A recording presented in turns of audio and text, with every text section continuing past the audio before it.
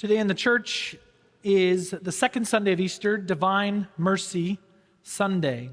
It's a fairly recent addition to the calendar. Just in the year 2000, John Paul II, as we were putting behind us the 20th century and entering into the 21st, St. John Paul II, as the Pope, wanted to give people an opportunity to kind of turn a page, to look back at the good that happened in the 20th century, but also to recognize that a lot of really horrible things happened in the 20th century.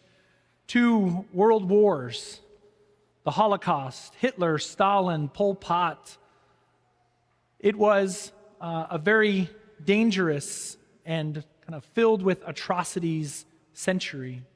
So, relying on the writings of this beautiful Polish nun, St. Faustina Kowalska, John Paul II instituted this Sunday as a day in particular when we celebrate God's divine mercy, when we try to experience it for ourselves. And the message of divine mercy is pretty simple.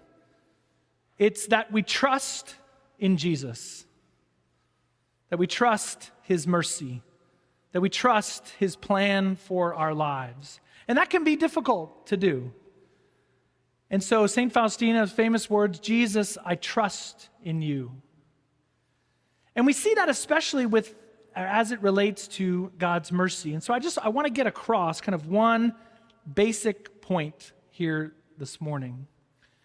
And it's that there is no sin beyond God's mercy. And there is no person beyond God's help. There's no sin beyond His mercy, no person beyond God's help. And I want to illustrate that with the story of Bartolo Longo.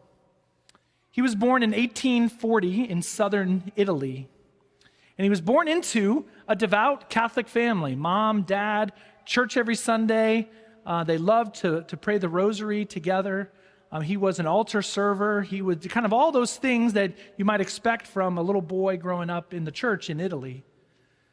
Well, as he grew up, he goes off to college. And we know this story, of course, here in Stillwater. He goes off to college and begins to kind of come under the influence of some not very good influences. In particular, a philosophy professor who was an atheist, who was rabidly anti-Catholic. Well, Bartolo kind of became one of his disciples. And so eventually, at first subtly, and then with a lot of passion, turned away from his Catholic faith and became vehemently anti-Catholic. But as is true for all of us, we all have a spiritual yearning within us. And so he tried to fulfill that spiritual yearning, getting into what we would just simply call the occult. He would go to mediums and go to seances. And over time, that began to really influence and really take over his life. He actually got to the point where he became a worshiper of Satan. He went even a step further than that. He was kind of quote unquote ordained as a satanic priest. So often in Satanism, they take what is good and true and beautiful in Catholicism and try to do the exact opposite. So he became a satanic priest. He lived his life that way for many years, vehemently anti-Catholic. And then he met another professor. That professor kind of called him out. That professor said to him, "Hey, look at what this is doing to you." He physically changed. Certainly his spiritual life changed. He became a different person. And this professor went to him and said, "Hey, what are you doing? Where's this coming from? There's a better way to live." So that professor introduced him to a local Dominican priest.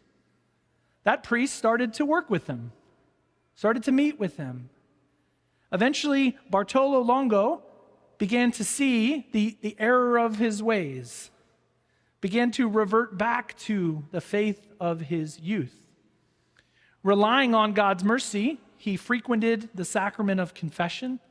He began to come back to Sunday Mass, and then went on to become what John Paul II called an apostle of the rosary. He loved to pray the rosary, and it was the intercession of the Blessed Virgin Mary and the intercession of his own mother that eventually brought him back to the church. He then spent the rest of his life evangelizing, proclaiming the gospel, and trying to teach people all over Italy, all over the world, the blessings of the rosary. He was a satanic priest. And in 1980, John Paul II beatified Bartolo Longo. Blessed Bartolo Longo. One that the church now holds up as an example for the rest of us to follow. No one is beyond God's mercy. No sin is beyond God's mercy. I put the example of Bartolo Longo front and center to each one of us because if God can forgive him, then God can most certainly forgive us. He went in the exact opposite direction of what God would have him do, and yet God, in his mercy, invites him back.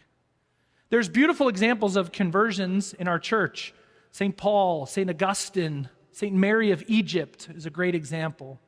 Those are all beautiful to look up, but the example of Bartolo Longo particularly stood out to me over the course of the past week or so as just a beautiful example of trust in the mercy of God.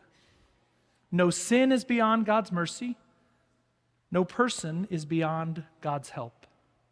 That's the great message of divine mercy.